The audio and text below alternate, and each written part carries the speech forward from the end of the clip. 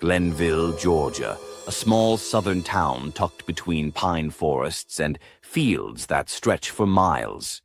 To outsiders, it's quiet, peaceful, the kind of place where everyone waves, even if they don't know your name. But behind that small-town warmth, Glennville carries the kind of stillness that feels too perfect, the kind that hides what people would rather forget. In one of those quiet neighborhoods lived T. Lawson, just 20 years old, vibrant, sharp-witted, and full of life. Friends said his smile could undo a bad day. His humor disarmed even the coldest moods. He had dreams of leaving Glennville one day, of building something bigger than what the town could offer. His mother, Tasha Lawson, was his world, strong, kind, a single parent who worked tirelessly to keep their lives steady. For her, T. wasn't just her son. He was her pride, her purpose, her reason for pushing forward. Days in Glennville moved slowly. People nodded on sidewalks, porch lights flickered across cracked driveways, and gossip floated like pollen on a still spring evening. But every town has its shadows, grudges that never died, prejudices that never softened, and eyes that watched more than they should. For T. being himself was both his strength and his risk. He lived openly, laughed loudly, and refused to dull his shine for anyone. Most admired him for it. Some resented him, and a few perhaps let that resentment harden into something darker. On the night of April 1st, 2025, Tasha had left town to visit her sister. Ty stayed behind, home alone, texting friends and scrolling through his phone.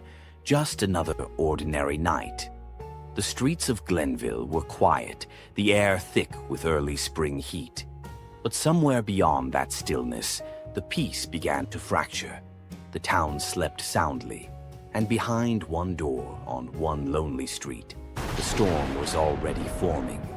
Silent, patient, waiting to strike. The morning of April 2nd, the sun rose over Glennville like any other morning, its light spilling through lace curtains into a modest house on East Hencart Road. The street was still, only the faint hum of a passing truck broke the silence. Inside the Lawson home, the air felt heavier than usual, like the walls themselves were holding their breath. Tasha Lawson, a devoted mother in her late 40s, had always been up early. But that morning, neighbors recalled, her blinds stayed closed. No smell of coffee drifted from the kitchen, no sound of her humming gospel tunes as she cleaned. It was the first sign something wasn't right. At 8:42 a.m., Tasha's sister, Vanessa, called. No answer. She tried again at 9:17, then 10:03.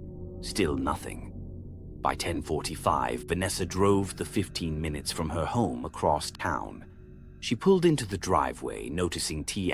car parked slightly crooked, keys still in the ignition. A chill ran down her spine. Inside, everything appeared ordinary at first. The TV flickered faintly in the living room, looping an old true crime rerun. A cereal bowl sat half-finished on the table. But then, from the back hallway, she noticed a door closed T. bedroom. She called out his name. Silence. At 11:06 a.m., Vanessa pushed the door open. The first thing she saw was his sneakers neatly by the bed, his phone on the nightstand. And then, him, still, motionless. The world tilted in that moment, time fractured. Her scream echoed through the house, shattering the calm. At 11:13 a.m., Glennville police received a 911 call. Officers arrived within 10 minutes. The scene was quiet again, unnaturally so. Sergeant Miller, first on the scene, later said it felt like the air was thick with grief before we even knew the story. T. Lawson, 20 years old, was pronounced dead at 11:28 a.m. There were no signs of forced entry, no defensive wounds, and no drugs or alcohol in plain sight. His body was found face up, hands folded, as though placed intentionally. The Tatnall County coroner took over the scene. Later, toxicology would reveal nothing conclusive. Police labeled it a suspicious death, but stopped short of calling it homicide. Outside, the sky darkened, though it was barely noon. Neighbors gathered behind the yellow tape, whispering in disbelief. Someone said, "He was just laughing yesterday." Another murmured, "This town doesn't see things like this." But the truth was already unraveling inside that house, a truth soaked in silence, secrecy, and sorrow. As officers wrapped up their initial sweep, one detective noticed something strange. The wall clock in T. Andrick's room had stopped at 2:47 a.m. No one could explain why. The town that couldn't sleep. That night, Glennville didn't sleep. The kind of silence that follows tragedy isn't peaceful, it's charged, like static before a storm. In a town where everyone knows each other, word of T. Andrick Lawson's death spread faster than lightning. By midnight, porch lights flickered across East Hencart Road, not from curiosity, but from fear. The Lawson house had become a quiet crime scene. Officers rotated shifts, their flashlights slicing through the darkness like ghostly beams. Every creak of the floorboards seemed amplified. The scent of cleaning spray mixed with candle wax lingered in the air, as if grief itself had a smell. At the Glennville Police Department, Sergeant Miller sat in a cramped office, replaying the 911 call. Vanessa's voice trembled on the tape. "He's cold. He's not waking up." Each time he listened, the pauses between her sobs felt longer, heavier. Detective Carla Hayes joined the investigation that evening. A veteran of the force, she'd seen her share of death, but something about this one gnawed at her.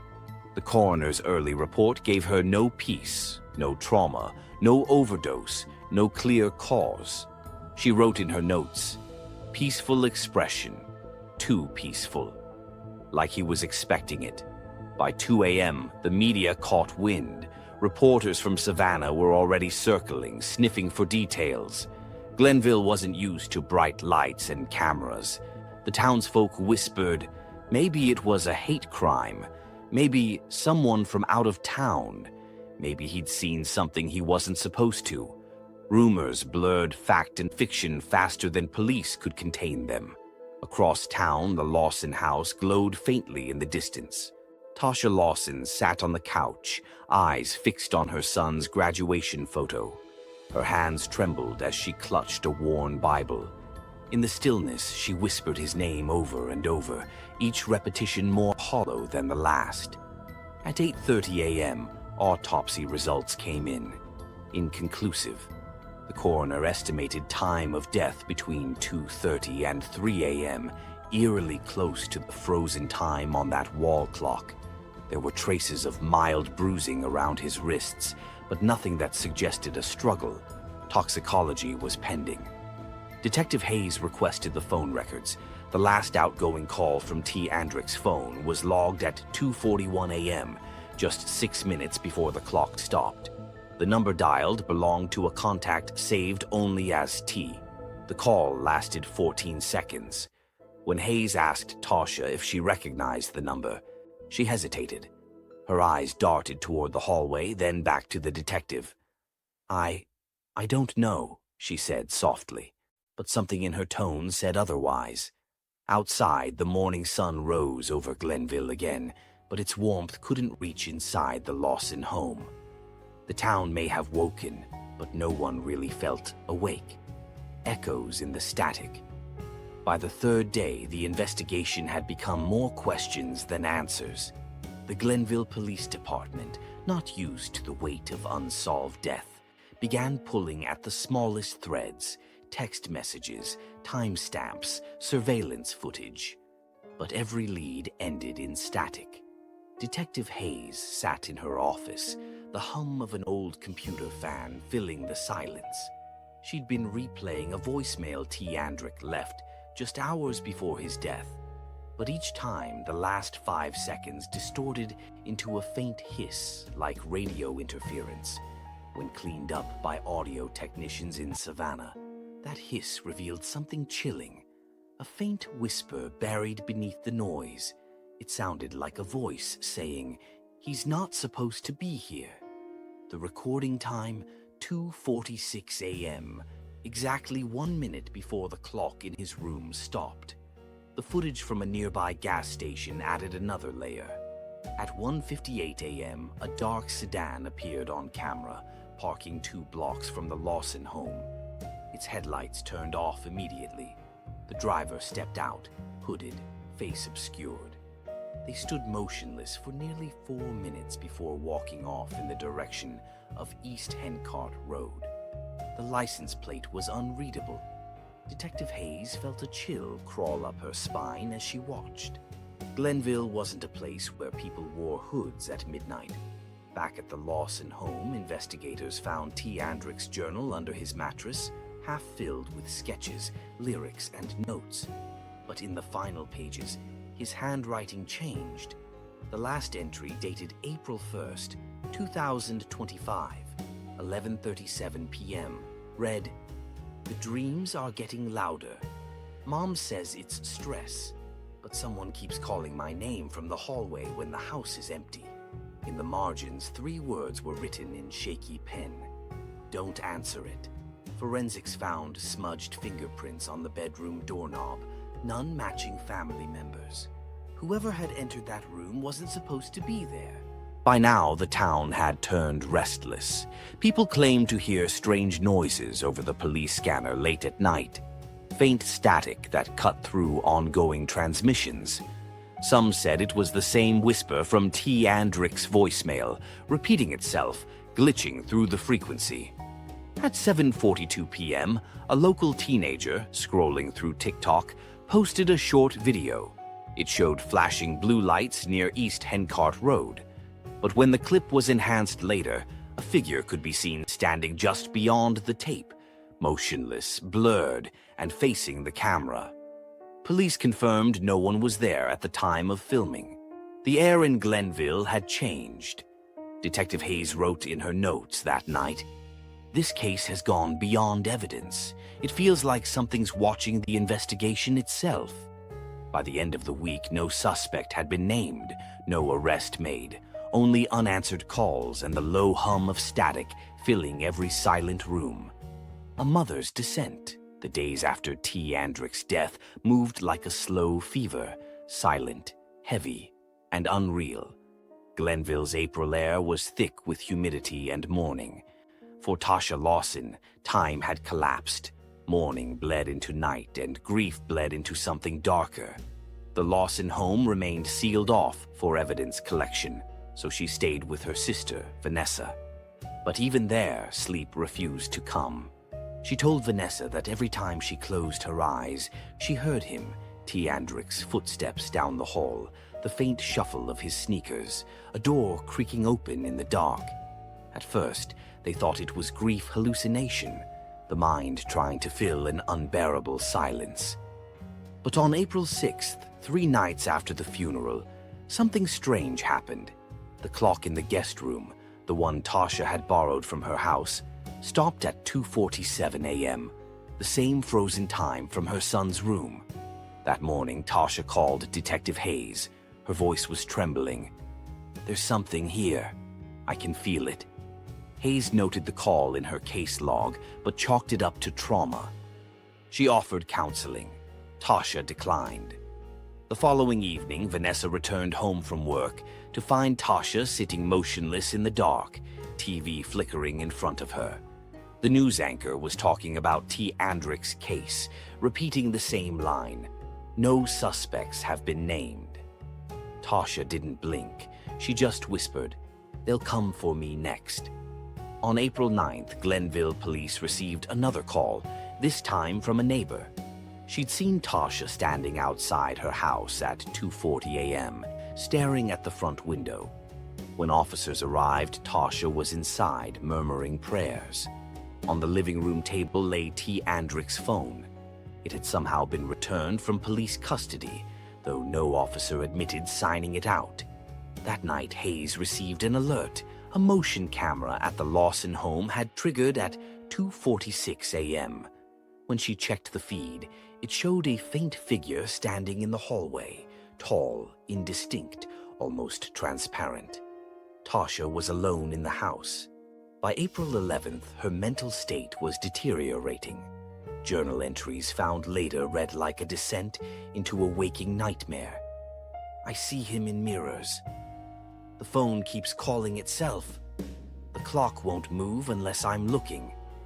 2 days later, on April 13th, 2025, Tasha Lawson was found unresponsive in her home.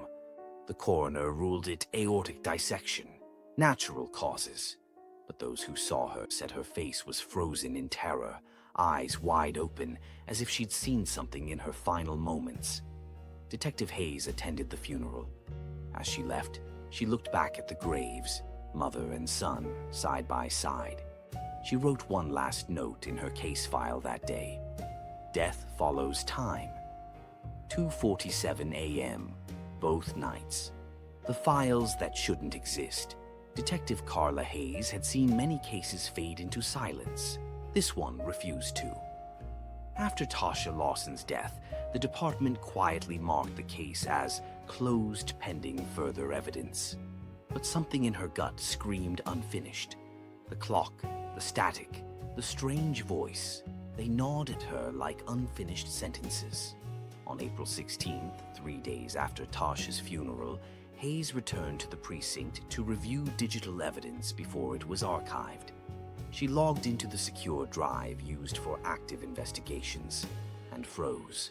The Lawson case folder, previously labeled Case 0425GL, now had a second version beneath it. Same name, same timestamp, but a different file size. She opened it. Inside were 36 new documents, photos, transcripts, and audio logs. None of them had been uploaded by her team. The uploader field simply read, unknown. The first image was a blurred still from a police body cam. Hayes recognized her own voice in the background. She'd been there that night. But in the corner of the frame, behind the reflection of the window, was a faint silhouette. A man's outline, head tilted, watching. She zoomed in, the pixels distorted, but the face looked eerily like T. Andrick's. Then came the audio files. The first two were static, white noise punctuated by faint whispers. But the third was her own voice saying, "He's not supposed to be here." The exact words that had been captured in T. Andrick's voicemail. Hayes slammed her laptop shut. Her reflection in the dark screen looked pale, ghosted. When she reopened the database, the duplicate folder was gone. Vanished. Only the original remained, unaltered. The next morning, she drove to the digital forensics lab in Savannah. The technician ran a system audit. "There's no record of any duplicate folder," he said. "No unknown uploads, no external logins." But, he paused. "There's something strange in the metadata. It says this file was last accessed at 2:47 a.m. on April 14th. Hayes stared at him. April 14th, the morning after Tasha Lawson's death. She left the lab and sat in her car for nearly an hour. Her recorder clicked on. "Personal note," she whispered. "I'm not sure what's real anymore." The files appeared, then disappeared. Evidence shouldn't behave like this. Digital ghosts aren't real, but neither is coincidence. That night, at home, her laptop powered itself on at 2:47 a.m. The screen glowed with a single open folder. Case _0425_GL. Inside was one file, an image of the Lawson house. The timestamp in the corner read April 14th, 2:47 a.m., and in the upstairs window, barely visible, was the shape of a woman. Hayes shut the laptop and unplugged it from the wall, but when she closed her eyes, she could still see the faint blue light reflected in her pupils. Voices from the wires. By late April, the case file of T. Andrick and Tasha Lawson had gone quiet. Officially, it was archived. Unofficially, something had started whispering through the static. It began with the police radios. Officers on patrol reported strange interference cutting through routine transmissions, bursts of static, then faint human voices. One officer swore he heard someone whisper his name. Another said it sounded like crying. Dispatch dismissed it as frequency overlap, maybe a neighboring county's signal. But the incidents grew. At 2:47 a.m., almost every night, the scanners would hiss and crackle, then go dead for exactly 13 seconds. When they returned, the channel displayed a code that didn't exist in their system. Error 247. Detective Hayes, still keeping her own secret investigation alive, drove out to the old radio tower off Highway 301. The tower hadn't been used in years, but locals said sometimes if you stood near the base after midnight, you could hear a hum beneath the wind. She parked her car and stepped into the field. The air buzzed faintly, like electricity bleeding into silence. Her phone flickered, cycling through screens before freezing on a black background. Then, in faint gray text, appeared a single line. "He's still waiting." Hayes stumbled back, breath caught in her throat. She powered the phone off, but the screen glowed again, this time showing the time. 2:47 a.m. Back at the station, tech analysts tried to trace the radio interference. They discovered that every instance of the static signal, when visualized on a spectrogram, formed a strange recurring pattern. A waveform shaped like overlapping circles. When reversed and slowed down, it produced a rhythmic pulse, almost like a heartbeat. News of the phenomenon began leaking online. Amateur radio enthusiasts across Georgia started picking up the same interference. They recorded snippets of the distorted voice, sometimes saying he's not supposed to be here, other times whispering names, none of which matched anyone in the database. A viral Reddit post appeared titled "The Glennville Signal," claiming it was the voice of T. Andrick trying to reach his mother. The comments section filled with recordings, timestamps, and theories, some rational, most not. But one user posted something that chilled Hayes to her core, a photo of their police scanners display at the exact moment the static cut out. The screen read, Case 0425GL. The next day, Hayes received an anonymous envelope at her desk. No return address. Inside was a flash drive. It contained only one file, a low-resolution video showing her own office, filmed from an angle near the ceiling. In the background, through the radio's reflection, a figure stood just outside the window. That night, the static returned, and somewhere deep within it, faint, broken, but unmistakable, she heard two voices this time, a man's and a woman's. The clock runs backward. Detective Hayes sat alone in the precinct basement, the single desk lamp flickering against stacks of unsorted case files. Rain battered the windows. It was 2:47 a.m., the same time the Lawson's front door camera had frozen on the night of the murders. He didn't believe in patterns, not anymore. But something about that timestamp felt alive. He flipped through the files again. The footage from April 2nd, corrupted. The body cam recordings, static. When he slowed the backup copy to a quarter speed, something emerged. A voice, faint and mechanical, whispering his own name. Hayes, look behind you. He froze. The old radio on the desk crackled to life, playing the emergency dispatch from that night. But it wasn't the dispatcher's voice. It was T. Andrick's, pleading, terrified. Then silence. The timestamp rolled backward. 2:47, 2:46, 2:45. Outside, lightning split the sky. The station clocks all ticked in reverse. Hayes whispered, "It's not over." And somewhere deep in the evidence locker, a child's voice laughed caught between time and tape.